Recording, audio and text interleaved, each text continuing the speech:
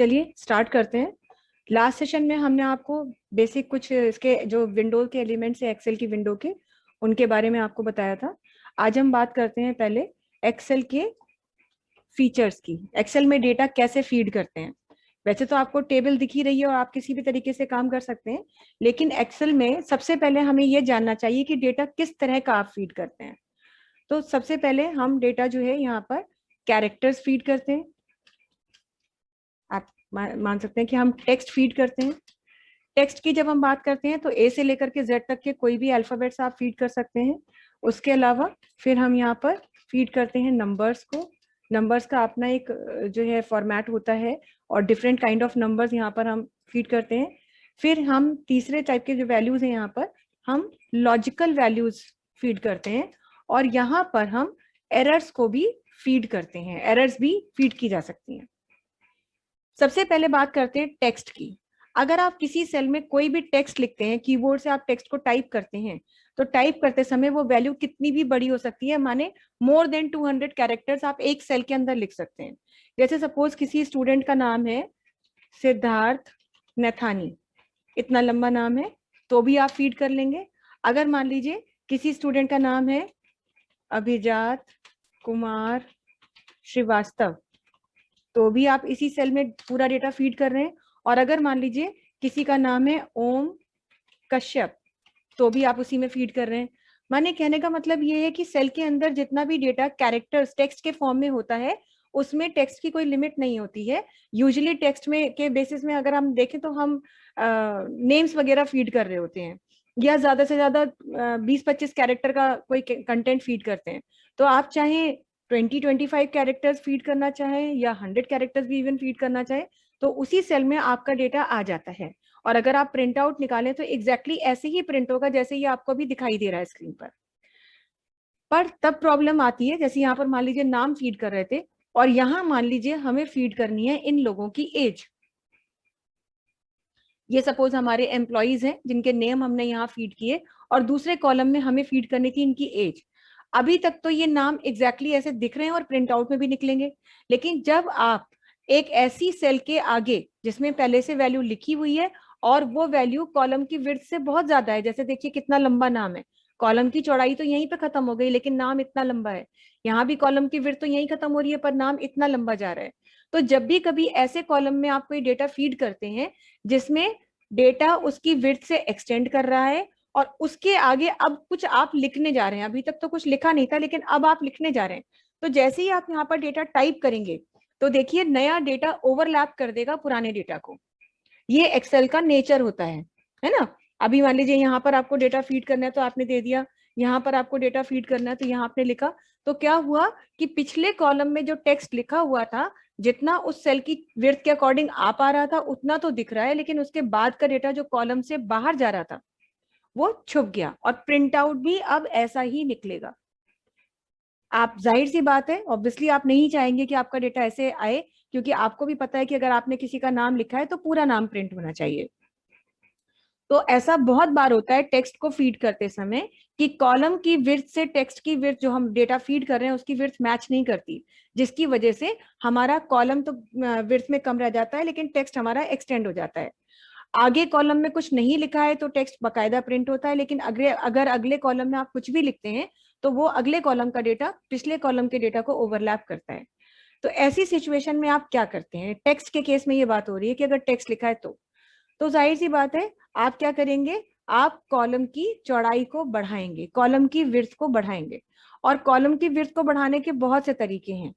By default जो column की width होती है, मतलब एक फिक्स विड्थ होती है कॉलम की, यहाँ पर भाई हर कॉलम की एक फिक्स विड्थ है और सभी कॉलम्स की इवन है विड्थ।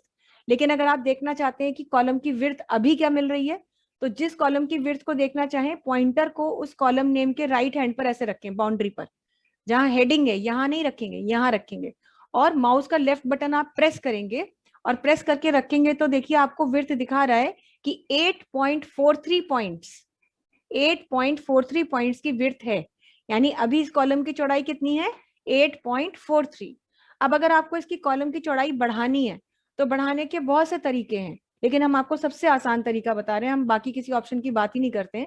सबसे इजीली और फास्टली अगर आप कॉलम की विड्थ बढ़ाना चाहते हैं, वो भी उतनी जितनी की आपको चाहिए, एक्यूरेट, भाई जो जिसमें हमारा कंटेंट आ जाए, तो ऐसा काम करने के लिए आपको एक बहुत सा छोटा सा टास्क परफॉर्म करना होगा।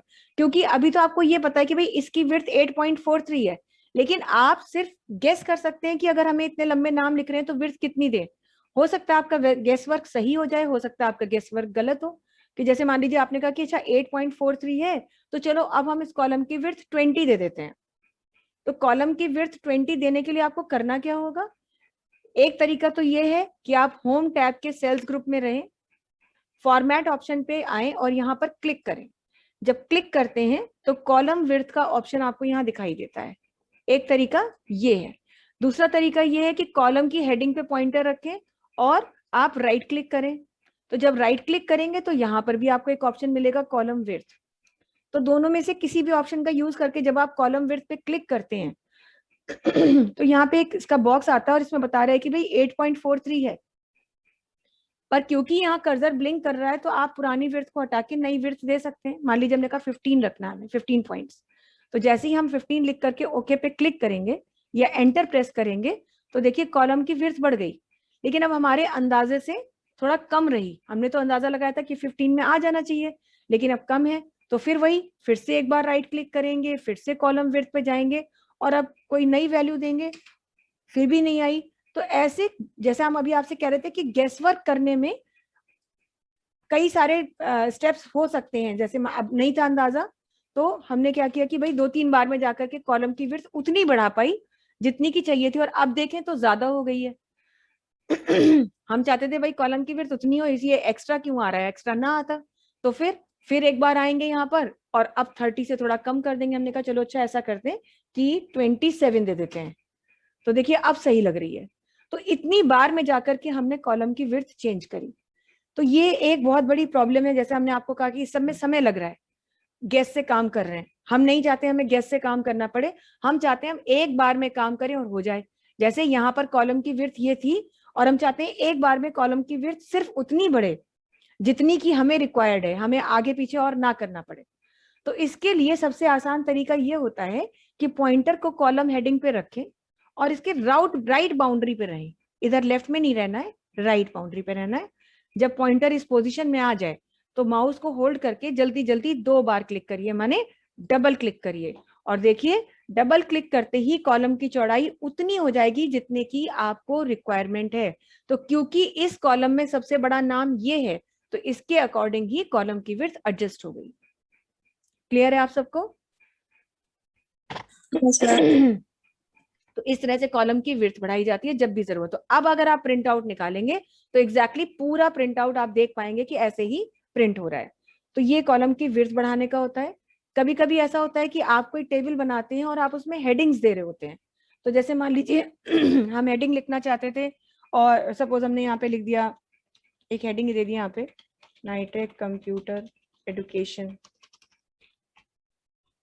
और हम चाहते थे कि ये हेडिंग रहे। तो इसको पहले हमने बोल्ड कर दिया। बोल्ड करने के लिए वही कंट्रोल भी प्रेस कर सकते हैं।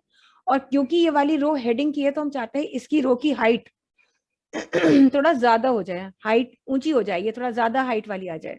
तो किसी भी रो की हाइट बढ़ानी है तो पहले तो डिफॉल्ट पता होना चाहिए। तो डिफॉल्ट वही रो पे ऐसे ये बॉटम बाउंड्री पे क्लिक करेंगे तो हाइट बता रहा है कि 15 पॉइंट्स है, बढ़ानी है। तो वही ड्रैगिंग भी कर सकते हैं, मतलब जैसे ऑप्शन के थ्रू बताया, राइट क्लिक करके भी कर सकते हैं। लेकिन वही पॉइंटर को यहाँ रखा ही हुआ है ऑलरेडी, जल्दी जल्दी 2 बार। हाँ सॉरी, आपको यहाँ पर कॉलम रो की हाइट बढ़ानी है तो बढ़ाने के लिए एक तो वही राइट क्लिक करके जाएंगे या फॉर्मेट से आए। यहाँ पर देखिए रो हाइट का भी ऑप्शन होता है। लेकिन हम क्या, हम आसान काम करना चाहते हैं, जल्दी काम करना चाहते हैं, तो हमें पॉइंटर को यहाँ रखना है, माउस के लेफ्ट बटन को दबाना है, डबल क्लिक नहीं करना है, दबाना है और दबाए दबाए ड्रैग करना है। होल्ड करके माउस के बटन को उतना ड्रैग कर लीजिए जितनी हाइट आपको रो की चाहिए। और जब आपको लगे कि उतनी हाइट हो गई है तो माउस के बटन को रिलीज कर दीजिए। तो देखिए इस रो की हाइट बाकी रो की हाइट से अलग है। तो ड्रैग करके आप रो की हाइट को बढ़ा सकते हैं या कम कर सकते हैं, ठीक है। पर कम उतना ही करेंगे जितने में कि डेटा दिखता रहे। डेटा कटने लगेगा तो जाहिर सी बात है कि हम ऐसा नहीं चाहेंगे। जब डेटा लिखा है तो वो दिखाई दीजिए। तो ये सारी रो हाइट और कॉलम विड्थ की बात है। तो टेक्स्ट जब भी लिखते हैं तो ये चीज हमें ध्यान रखनी होती है। अब ये तो 2 कॉलम की टेबल हमने बनाई थी, तब तो कोई प्रॉब्लम नहीं है, हो गया काम। लेकिन कई बार ऐसा होता है, और फिर एक्सेल हम यूज ही इसीलिए कर रहे हैं कि हमें बहुत सारे कॉलम्स की डेटा बनाना है। मान लीजिए आपसे कह दिया जाए 15 कॉलम की टेबल बनाइए। ऑफिशियली जो गवर्नमेंट डिपार्टमेंट्स होते हैं उनमें टेबल बनती ही चौड़ी चौड़ी है। 8 कॉलम, 10 कॉलम, 15 कॉलम, 20 कॉलम की रिपोर्ट्स बनती है, 30 कॉलम की रिपोर्ट्स बनती हैं। हम लोग फॉरेस्ट डिपार्टमेंट वगैरह जैसे डिपार्टमेंट्स में ट्रेनिंग देते हैं तो वहां पे बहुत बड़ी बड़ी टेबल्स बनती हैं। तो ऐसी सिचुएशन में सबसे पहली चीज बोल ही ये दी जाती है कि भाई कॉलम की चौड़ाई मत बढ़ाइएगा, क्योंकि कॉलम की चौड़ाई बढ़ाने से टेबल फिर और बढ़ जाएगी, फिर प्रिंट आउट निकालने में दिक्कत होगी। तो ये शुरुआत में ही कह दिया जाता है कि कॉलम की विड्थ आप मत बढ़ाइएगा, जो कुछ लिखना है उतने में ही एडजस्ट करिए। तो अगर आपको नाम लिखने हैं, अब सपोज यही चीज यहाँ कह दी जाए कि नाम लिखिए, लेकिन जो लिखना है वो उतने में ही एडजस्ट करिए। अब नाम छोटा भी हो सकता है। अब नाम मान लीजिए है कृति, है ना, नाम मान लीजिए है प्रिया, लेकिन नाम बड़ा भी हो सकता है। जैसे नाम हो सकता है अभिजात, अभी लिखा था, हालांकि ये भी आ गया हमारा। चलिए और बड़ा नाम लिख लेते हैं, मान लीजिए हमने लिख दिया ऐश्वर्या। तो देखिए कॉलम की चौड़ाई बढ़ गई। तो कॉलम की चौड़ाई, सॉरी, कंटेंट की चौड़ाई बढ़ गई, कंटेंट ज्यादा हो गया, कॉलम से बाहर जा रहा है। तो अब क्योंकि हमसे कहा गया कि कॉलम की विड्थ आप मत बढ़ाइए, पर हम ये भी नहीं चाहते कि हमारा डेटा जो है कॉलम के बाहर जाए, कॉलम में ही एडजस्ट हो जाए। तो अगर डेटा ऐसा है जिसे आप एडजस्ट करना चाहते हैं, तो उसके लिए क्या करेंगे, उस सेल को सिलेक्ट करें। सिलेक्ट करने के बाद राइट क्लिक करें, और राइट क्लिक करने पर आपको बहुत से ऑप्शंस दिखाई देंगे, मगर यहां से आपको कहाँ जाना है, फॉर्मेट सेल्स के ऑप्शन पर। तो यहां से भी आप जब क्लिक करेंगे तो एक विंडो खुलेगी फॉर्मेट सेल्स की। एक तरीका ये है कि आप फॉर्मेट सेल्स के लिए इस टेक्स्ट की क्योंकि बात हो रही है, तो यहां से आप अलाइनमेंट ऑप्शन पे, ये जो अलाइनमेंट का आपको ग्रुप दिख रहा है, इसके किनारे ये जो बटन बना है जिसे हम ग्रुप लॉन्चर बटन कहते हैं, इस बटन पर क्लिक कर सकते हैं। तो भी देखिए फॉर्मेट सेल्स की ही विंडो खुली। और अगर ये दोनों काम माउस से नहीं करना चाहते, मतलब ये दोनों चीजों के लिए माउस पर डिपेंड नहीं होना चाहते, पर आप चाहते हैं कि कोई ऐसा शॉर्टकट प्रेस करें जिससे कि फॉर्मेट सेल्स का डायलॉग बॉक्स खुल जाए, तो उसके लिए आप क्या करेंगे, हम यहाँ पे लिख दे रहे हैं, आप लोग भी नोट कर लीजिए। To open format cells dialog box, क्या करना है आपको, इसके लिए आपको प्रेस करना है एक शॉर्टकट Ctrl+1।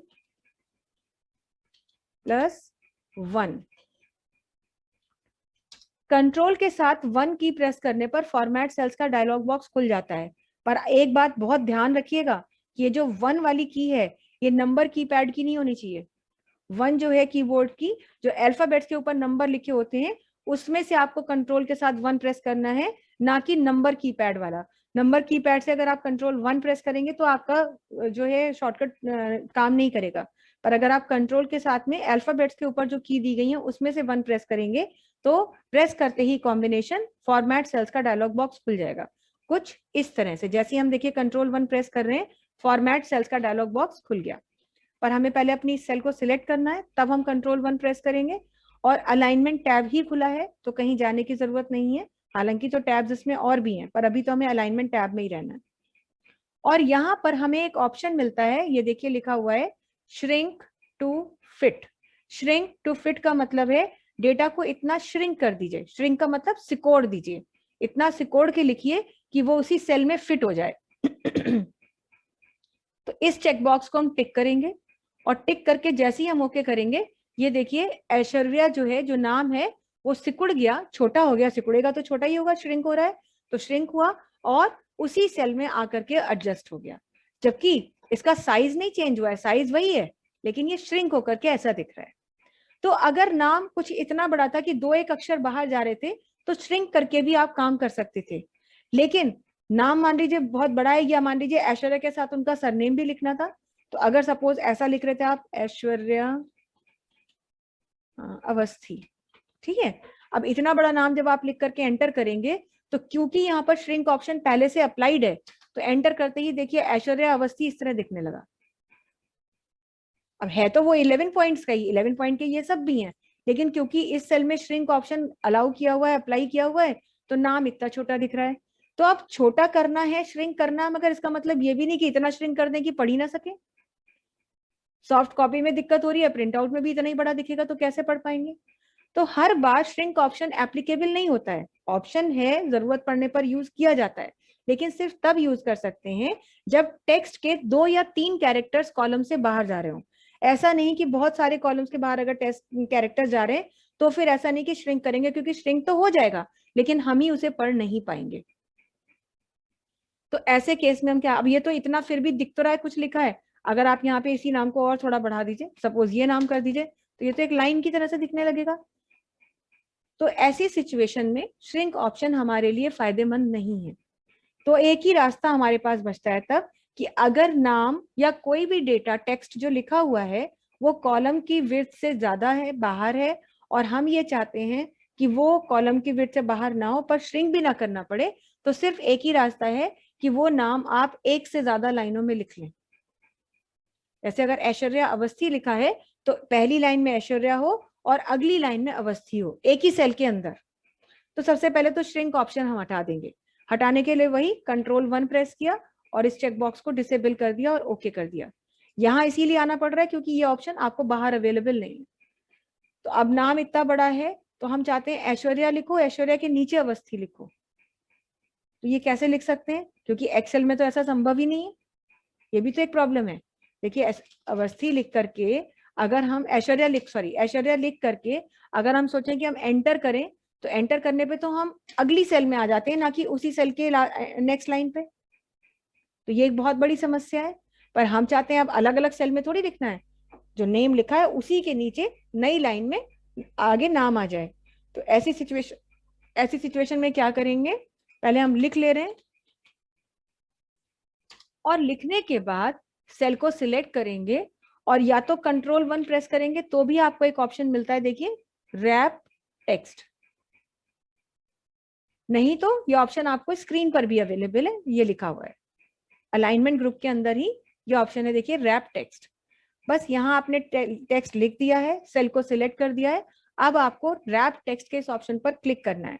जैसे ही आप क्लिक करेंगे ये देखिए ऐश्वर्या अवस्थी आपका यहाँ आ गया, और थोड़ा सा 2 अक्षर बाहर जा रहे हैं तो डबल क्लिक कर दिया तो थोड़ी सी विड्थ बढ़ाई और ये नाम हमारा यहाँ पर एडजस्ट हो गया।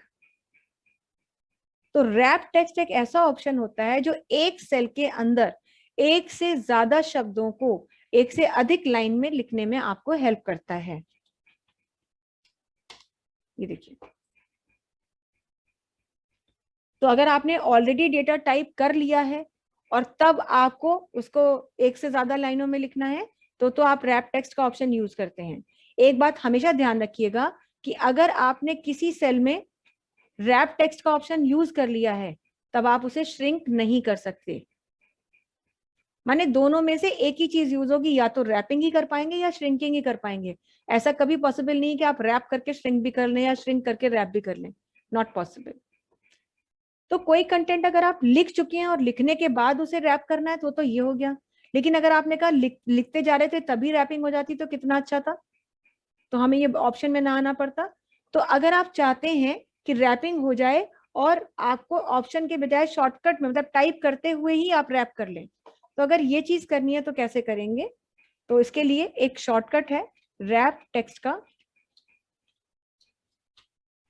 Press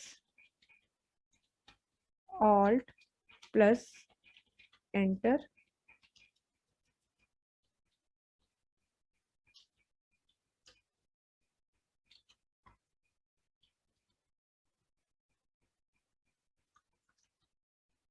as you need to go to fresh line। Typing type करते हुए यदि आप नई लाइन में जाना चाहते हैं तो उसके लिए आपको क्या प्रेस करना है, ऑल्ट के साथ में एंटर प्रेस करना है। सिर्फ एंटर प्रेस करने पर हम अगली सेल में आ जाते हैं, नीचे वाली सेल में आ जाते हैं, लेकिन अगर आप ऑल्ट के साथ एंटर प्रेस करेंगे तो आप अगली सेल में नहीं आएंगे बल्कि उसी सेल की अगली लाइन में आ जाएंगे। कैसे आएंगे ये हम आपको यहाँ करके दिखा रहे हैं, ये आप शॉर्टकट नोट कर लीजिएगा। जैसे अब हमें यहाँ पर लिखना है मान लीजिए कोई नाम, तो हमने लिखा, सपोज हमें लिखना है प्रियंका, फिर अगली लाइन में राहुल और उसकी अगली लाइन में त्रिपाठी। तो प्रियंका के बाद उसी सेल में रहना है, लेकिन अगली लाइन में आना है alt enter Rahul, alt enter Tripathi और एंटर। तो ये देखिए टाइपिंग करते हुए भी आप एक सेल में एक से ज्यादा लाइनों में लिख सकते हैं। और कैसे यूज कर सकते हैं इसको, जैसे मान लीजिए यहाँ पर हमने लिखा नाइटेक कंप्यूटर एजुकेशन। अब हमसे क्या दिया गया कि नाइटेक कंप्यूटर एजुकेशन के नीचे इसका स्लोगन लिखिए अगली लाइन में। तो एंटर लीडिंग टुवर्ड्स परफेक्शन, उसकी अगली लाइन में लिख दीजिए online classes available, online classes available. उसके नीचे मान लीजिए लिख दीजिए किस किस टॉपिक के लिए है, CCC, O level, class 10th, class 9th, class 10th, class 11th, class 12th, है ना। उसकी अगली लाइन में लिखिए फॉर ऑल बोर्ड्स। तो एंटर करिए, ये देखिए पूरा डेटा जहां जहां कंट्रोल एंटर किया है वहीं वहीं से लाइन चेंज हो गई। तो एक्सेल में एक ही सिंगल सेल में रहते हुए अगर आप मल्टीपल लाइंस में लिख सकते हैं, लिखना चाहते हैं, तो उसके लिए ऑप्शन है रैप टेक्स्ट। और टाइपिंग करते हुए ही आप रैपिंग करना चाहते हैं तो शॉर्टकट है ऑल्ट प्लस एंटर। क्लियर है आप लोगों को? Yes ma'am. Ma'am height increase करके भी लिख सकते हैं क्या ऐसे? नहीं, हाइट इंक्रीज करने से मल्टीपल लाइन नहीं आएंगी, एक ही लाइन में आएगा। अच्छा okay ma'am. Ranjeev, Shri Narayan, clear है? श्री नारायण वीडियोस मिल गए आपको? यस। चलिए ठीक है, ठीक है। तो अब हम आगे बढ़ते हैं। ये टेक्स्ट लिखते समय ये सारी बातें हुई हैं कि कभी कभी ऐसा होता है कि जो टेक्स्ट हम लिखते हैं वो कॉलम से ज्यादा बढ़ जाता है, तो जरूरत के हिसाब से टेक्स्ट को श्रिंक किया जाता है, रैप किया जाता है, और मतलब आपको जो है कॉलम की विड्थ को अकॉर्डिंगली इंक्रीज या डिक्रीज करने के लिए ऑटो एडजस्टमेंट का ऑप्शन भी बता दिया कि डबल क्लिक करिए तो ऑटोमेटिकली उतनी ही चौड़ाई बढ़ेगी जितने की आपको जरूरत है। तो ये तो बात हो गई टेक्स्ट की। जब आप टेक्स्ट लिखते हैं, हमने कहा ना कि एक्सेल में जब हम डेटा फीड करते हैं तो टेक्स्ट के रूप में डेटा फीड करते हैं। दूसरा डेटा जो हमने बताया वो किस रूप में होता है, नंबर्स के फॉर्म में होता है। और नंबर्स जो कि 0 से लेकर के 9 तक के डिजिट्स हैं, चाहे आपसे कह दिया जाए भाई एज लिख दीजिए तो आप एज लिख रहे होते हैं, अगर आपसे कह दिया जाए सैलरी लिख दीजिए तो आप सैलरी लिख रहे होते हैं। तो ये तो डिपेंड करता है क्या क्या वैल्यू है नंबर में। उसके अलावा आपसे कहा जा सकता है मोबाइल नंबर फीड कीजिए तो आप 10 डिजिट का नंबर फीड कर रहे होते हैं, 1 2 3 4 5 6 7 8 9 10। कई बार ऐसा होता है कि नंबर जो हम फीड करते हैं वो लिमिट से ज्यादा हो जाते हैं। लिमिट से ज्यादा का मतलब 10 डिजिट का कोई नंबर फीड कर रहे हैं, मोबाइल नंबर फीड कर रहे हैं, कोई प्रॉब्लम नहीं है।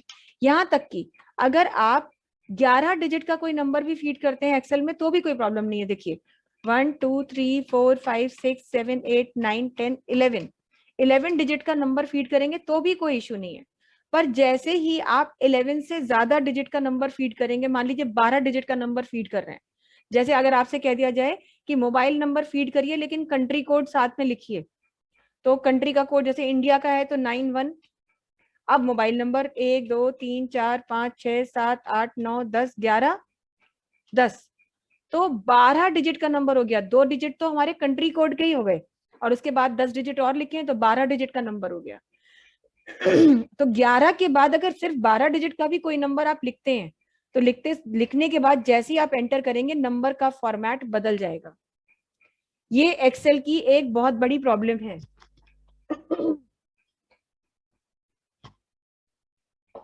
क्योंकि वो 11 डिजिट तक के तो नंबर आपको अलाउ करता है, लेकिन उससे बड़ा कोई भी नंबर अगर आप लिखते हैं तो नंबर का फॉर्मेट बदल जाता है।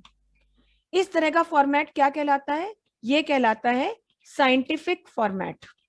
अगर आपसे कोई पूछे कि हम जब नंबर लिखते हैं तो पता नहीं क्या होता है, वो ई के साथ में नंबर दिखने लग जाते हैं, ई प्लस करके लिखने लगता है, तो आप बता सकते हैं कि वो नंबर का साइंटिफिक फॉर्मेट होता है।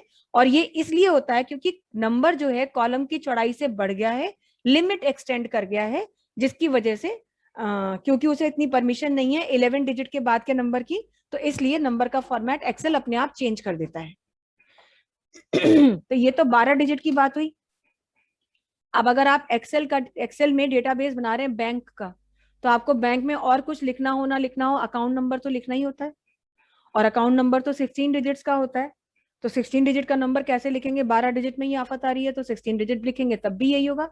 अगर मान लीजिए आप किसी का अकाउंट नंबर 16 डिजिट का है, तो ऐसे लिखेंगे, अगर 1 2 3 4 5 6 7 8 9 10 11 12 13 14 15 16, तो भी ये फॉर्मेट बदल जाएगा।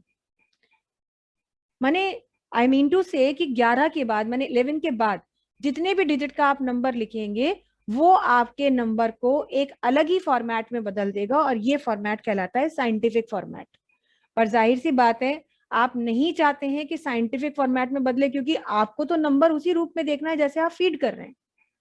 तो आपको क्या करना है? इसके लिए कुछ नहीं करना है, पहले अपना डेटा आप फीड कर लें, जितना भी है। जो 2 लोगों का डेटा करना हो, 2000 लोगों का डेटा करना हो, कोई दिक्कत नहीं है। तो जैसे मान लीजिए हम 5 लोगों के अकाउंट नंबर डाल दे रहे हैं, 1 2 3 4 5 6 7 8 9 10 11 12 13 14 15 16, 1 2 3 4 5 6 7 8 9 10 11 12 13 14 15 16, 1 2 3 4 5 6 7 8 9 10 11 12 13 14 15 16। ठीक है, तो ये हमने यहाँ पर डेटा फीड किया। लेकिन अब हम ये जितना भी लोगों का डेटा है, जितने भी लोगों के अकाउंट नंबर थे, पहले फीड करेंगे। काम कर लें, कोई प्रॉब्लम नहीं है, दिखाने दीजिए उसे साइंटिफिक फॉर्मेट में। बट उसके बाद पूरा का पूरा डेटा आप ऐसे सिलेक्ट करें, जितने लोगों का भी है। और सिलेक्ट करने के बाद आपको कहीं नहीं जाना है, होम टैब के नंबर ग्रुप में रहें। होम टैब पे हैं और नंबर ग्रुप पे हैं। नंबर ग्रुप में जब आप आते हैं तो बहुत से बटन्स दिखते हैं, जिसमें सबसे पहले क्या लिखा हुआ दिख रहा है? जनरल। जहां जनरल लिखा हुआ है, इसके किनारे ये बटन भी बना हुआ है, इस बटन पर आप क्लिक करें। और क्लिक करने के बाद दूसरा ऑप्शन जहां लिखा है नंबर, आप इस पर क्लिक कर दें। जैसे ही आप इस पर क्लिक करेंगे, देखिए नंबर का फॉर्मेट बदल गया, नंबर पूरा आ गया जैसे लिखा था। बस ये है कि उसके बाद में .00 भी लग गया, दशमलव लग गया, और 00 दिखा दिया उसने। क्यों? क्योंकि एक्सेल में नंबर का फॉर्मेट होता ही ऐसा है कि जब भी आप नंबर का फॉर्मेट बनाते हैं, तो एक्सेल ने पहले से डिसाइड करके रखा है कि डेसिमल 00 लगाना। अब बैंक अकाउंट नंबर में आपको डेसिमल 00 नहीं चाहिए, आपकी तो मजबूरी ये ऑप्शन इसलिए यूज किया आपने क्योंकि वो साइंटिफिक फॉर्मेट से उसे नंबर फॉर्मेट में कन्वर्ट करना था। पर .00 आ गया तो कोई प्रॉब्लम नहीं है, आने दीजिए।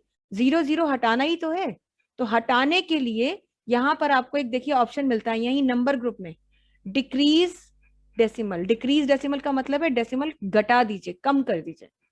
बढ़ाने के लिए भी है, इंक्रीज डेसिमल भी है, पर आपको तो 0 डेसिमल का मतलब ये जो डेसिमल के बाद की चीजें हैं इन्हें हटाना है। तो हटाने के लिए यहाँ पर 2 0 आपको हटाने हैं, तो 2 बार, डबल नहीं, 1 और 2 बार क्लिक करेंगे। जैसे ही आप 2 बार क्लिक करेंगे, देखिए डेसिमल हट गया। तो इस तरह से आपको कोई प्रॉब्लम नहीं होगी अगर आप नंबर फीड करते हैं तब, जबकि आपको ये फॉर्मेटिंग करनी आती है। क्योंकि बहुत से लोग ये प्रॉब्लम लेकर के आते हैं कि मैम पता नहीं क्या हो जाता है, नंबर लिखते हैं तो वो तो ऐसे कर देता है। अब कैसे करें, हम तो उसको मिटा के दोबारा लिखते हैं फिर भी वही दिखा रहा है। तो यही एक सॉल्यूशन है कि आप नंबर को सिलेक्ट करें और उसे नंबर फॉर्मेट में कन्वर्ट कर दें, और डेसिमल के बाद की प्लेसेस को हटाने के लिए डेसिमल, डिक्रीज डेसिमल के ऑप्शन का इस्तेमाल करें। तो ये तब हम यूज करते हैं जब हम कोई बड़ा नंबर लिख रहे हैं, यानी 11 डिजिट से बड़ा नंबर लिख रहे हैं। लेकिन कई बार छोटे नंबरों में भी कुछ समस्याएं होती हैं।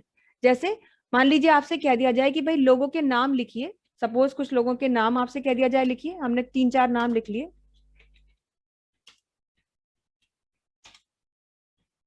और कहा गया उन लोगों की बेसिक सैलरी लिखिए। अब बेसिक सैलरी आपको डालनी है तो कुछ भी आप वैल्यू फीड कर दीजिए। जैसे मान लीजिए लिखा 35,000, 50,000, 22,500, 18,500, ऐसे कुछ भी वैल्यू आपने लिख दी। अब सैलरी एक ऐसी वैल्यू होती है जो कि हमारी कहलाती है अकाउंटिंग फिगर, या हम कह सकते हैं कि करेंसी है ना। तो इसको जब हम लिखते हैं तो ये कहा जाता है, ये कहा जा सकता है कि भाई कम से कम करेंसी के हिसाब से तो लिखो। तो करेंसी के हिसाब से तो कैसे क्या लिखना चाहिए था? 35,000.00 ऐसे लिखना चाहिए था। पर समस्या ये कि 0.00 लिख भी रहे हैं तो वो 0.00 मिट जाते हैं, क्योंकि 0.00 का मतलब है कुछ नहीं। तो एक तो हम टाइप करने में टाइम भी वेस्ट कर रहे हैं, 0.00 लगा के टाइम वेस्ट कर रहे हैं, लेकिन एंटर करने पर भी वो 0.00 नहीं आ रहे। दूसरी चीज, ये कहा गया कि 0.00 लगाइए और किस करेंसी में आप ये सैलरी दे रहे हैं ये भी तो लिखिए। तो उसके हिसाब से तो आपको ऐसे लिखना चाहिए था, ₹50,000.00, इतना लिखते तब आता। अब अगर आपको 500 लोगों की सैलरी बनानी है तो आप अगर इतना समय एक सेल में लगाएंगे लिखने में, तो 500 लोगों की सैलरी के लिए तो आप समझ लीजिए कि 4-5 दिन वेस्ट कर देंगे। तो अगर आपको कोई नंबर आपने ऐसे लिखा है, लेकिन आप ऐसे फॉर्मेट में चाहते हैं, क्या चाहते हैं कि एक तो करेंसी का सिंबल आ जाए जो कि हमें टाइप ना करना पड़े अपने हाथ से। दूसरा, हम ये चाहते हैं कि पॉइंट के बाद 00 भी हमें लगाने ना पड़े, खुद लग जाए। तो अगर ऐसा करना है तो पहले तो सैलरी फीड कर दीजिए, जितने भी लोगों की फीड करनी है। उसके बाद सबकी सैलरी को सिलेक्ट कर लीजिए, और सिलेक्ट करने के बाद एक बार फिर आप यहीं नंबर के ग्रुप लॉन्चर बटन पे क्लिक करें, या ये करेंसी का सिंबल देखिए यहां मिल रहा है, अकाउंटिंग नंबर फॉर्मेट, यहां पर इसके ड्रॉप डाउन बटन पर क्लिक करें, या फिर Ctrl+1 भी प्रेस कर सकते हैं। खैर, हमने अकाउंटिंग नंबर फॉर्मेट के इस बटन पर क्लिक किया तो कुछ करेंसी के सिंबल तो वो यहीं दिखा रहा है, देखिए डॉलर है ना, पाउंड, यूरो, चाइनीज फ्रीक्वेंसी दिखा रहा है, सब ये यहीं पे दिखा रहा है। पर हम तो इनमें से किसी में काम कर नहीं रहे, हम तो इंडिया में काम करते हैं, इंडिया में चलता है रुपया। तो अगर इनमें से कोई करेंसी लेनी थी तब तो बस ये करेंसी सिलेक्ट करते और काम हो गया। देखिए 3 काम होते हैं। पहला काम होता है वैल्यू के साथ करेंसी का सिंबल जुड़ जाता है, दूसरा काम होता है कॉमा सेपरेटर लग जाता है, और तीसरा काम होता है .00 अटैच हो जाता है। पर हम तो ये चाहते नहीं थे, अंडू कर रहे हैं इस कमांड को, हम चाहते हैं इसके साथ रुपीज लिखा जाए। तो इसके ड्रॉप डाउन बटन पर क्लिक तो करेंगे, लेकिन आएंगे कहाँ, सबसे नीचे वाले ऑप्शन में जहां लिखा है मोर अकाउंटिंग फॉर्मेट्स।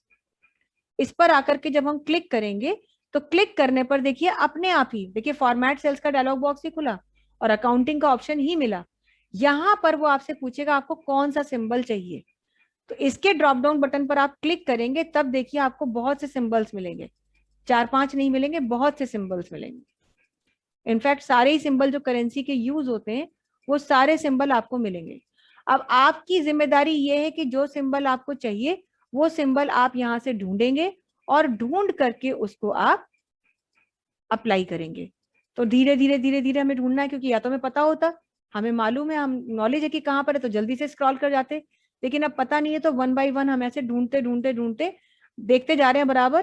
तो यहाँ देखिए हम आए तो यहाँ पर हमें ये रुपया वाला सिंबल मिल गया, आजकल तो यही चलता है, तो यही सिंबल ले लीजिए।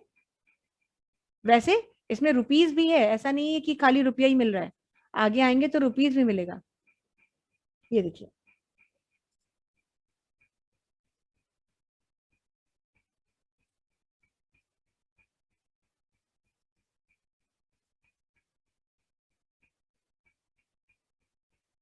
है ना, में से कोई सा भी ले सकते हैं, लेकिन हमें तो रुपीज नहीं चाहिए, हमको रुपया वाला सिंबल चाहिए।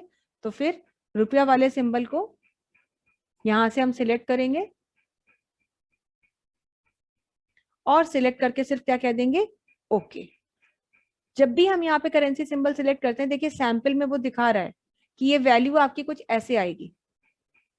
और ऐसे क्यों आएगी, क्योंकि सिंबल आपने ये लिया है और डेसिमल के बाद कितनी प्लेसेस यूज करना चाहते हैं, 2, इसीलिए डेसिमल के बाद 2 बार 0 आ रहा है। अगर आप 3 कर देंगे तो 3 बार 0 आएगा, या आप कम कर देंगे तो जितनी बार चाहिए, अगर 1 बार चाहिए तो 1 बार भी 0 आ सकता है। लेकिन हमने कहा नहीं, डेसिमल के बाद हमें 2 बार 0 चाहिए, क्योंकि यूजुअली भी हम ऐसा ही देखते हैं। तो इतना करके सीधे सिर्फ क्या कहना है, ओके। और ये देखिए ओके करते ही सब चीजें एक साथ हो गई। तो आपको कीबोर्ड में तो ये सिंबल मिलता ही नहीं है, तो आप टाइप ही नहीं कर सकते थे। रुपीज लिखना भी होता तो आपने देखा टाइप करके ये काम करना पड़ता, फिर कॉमा भी लगाना पड़ता, फिर .00 टाइप करते, तब जाकर के वैल्यू टाइप होती। लेकिन आपने देखा कोई बॉदरेशन ही नहीं है, बस आपको सीधे वैल्यू टाइप करनी है। फिर से दिखा रही हूँ एक बार, सिर्फ वैल्यू टाइप करिए, .00 कुछ लगाने की जरूरत नहीं। सारी सेल सिलेक्ट करिए, न, इसके अकाउंटिंग फॉर्मेट के ऑप्शन में आइए, यहाँ से आप फॉर्मेटिंग के लिए, अकाउंटिंग के लिए जो सिंबल लेना चाहते हैं वो सिंबल आप यहाँ से सिलेक्ट कर लीजिए, और सिलेक्ट करने के बाद बस ओके कर दीजिए। तो जैसे ही आप ये करेंगे वैसे ही ओके करते ही वैल्यूज पर आपका वो फॉर्मेट अप्लाई हो जाएगा। सिलेक्ट कीजिए, ओके कीजिए, और यहाँ काम हो गया। तो इस तरह से इतनी आसानी से नंबर के फॉर्मेट को आप बदल सकते हैं। तो पहला आपने देखा कि जब 11 डिजिट से ज्यादा बड़ा नंबर लिखते हैं तो साइंटिफिक फॉर्मेट में बदल जाता है, जिसको बदलने के लिए, नॉर्मल करने के लिए सेल को सिलेक्ट करते हैं, नंबर फॉर्मेट पे क्लिक करते हैं, और डेसिमल अगर नहीं चाहिए तो उन्हें हटा देते हैं।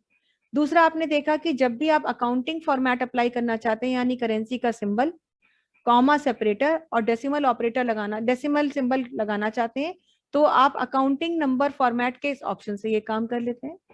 इसके अलावा और क्या करते हैं, एक और बहुत बड़ी समस्या है कि जब नंबर हम कुछ इस तरह से लिखते हैं, जैसे हमने लिखना है, मान लीजिए 88/99, मतलब नंबर लिखना है जिसमें ऑब्लिक का इस्तेमाल करना है।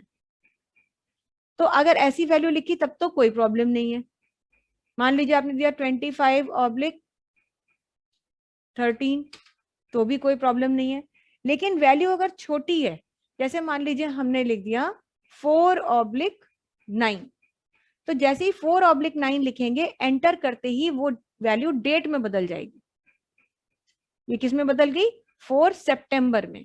क्यों, क्योंकि जब हमने 4/9 दिया था तो एक्चुअली ऑब्लिक जो हम दे रहे थे, ऑब्लिक का मतलब ये, जैसे हमने यहाँ पे लिखा था 4/9, तो उसमें 4 थी डेट और 9 था मंथ, और ऑब्लिक देने की वजह से एक्सेल हमारी वैल्यू को डेट की तरह मान लेता है। ऑब्लिक डेट्स में यूज करता है एक्सेल, इसलिए वो मानता है आप डेट लिख रहे हैं।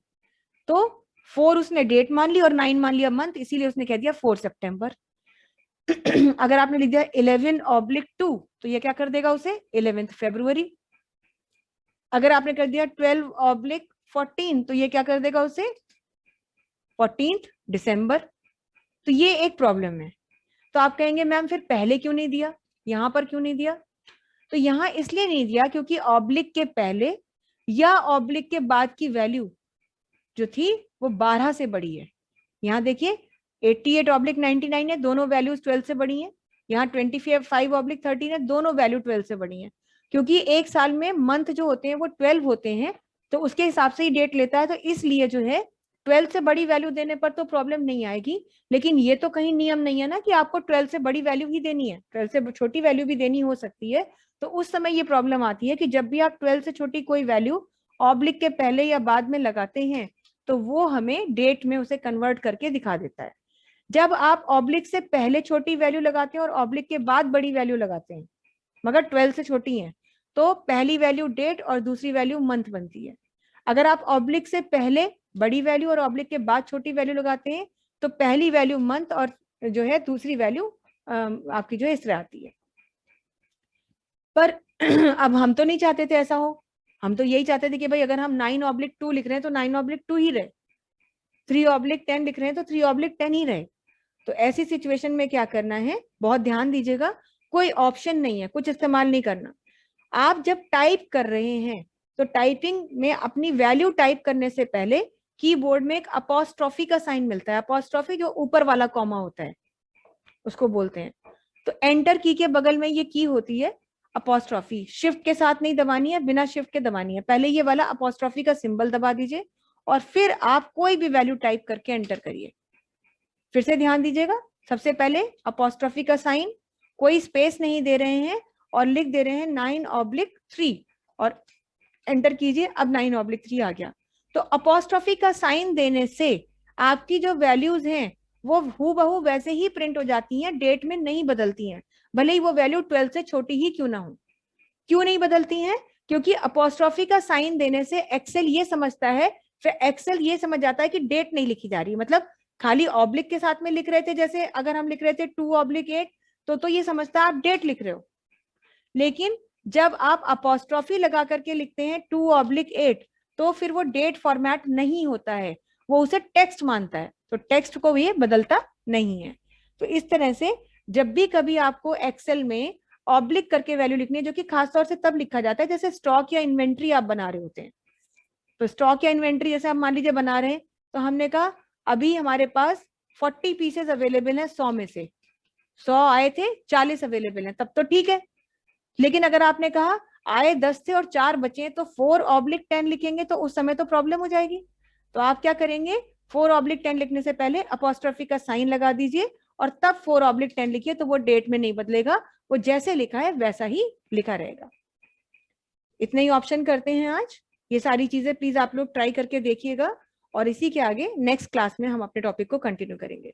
आज के लिए इतना ही। That's all for the day. Okay ma'am, thank you. Okay.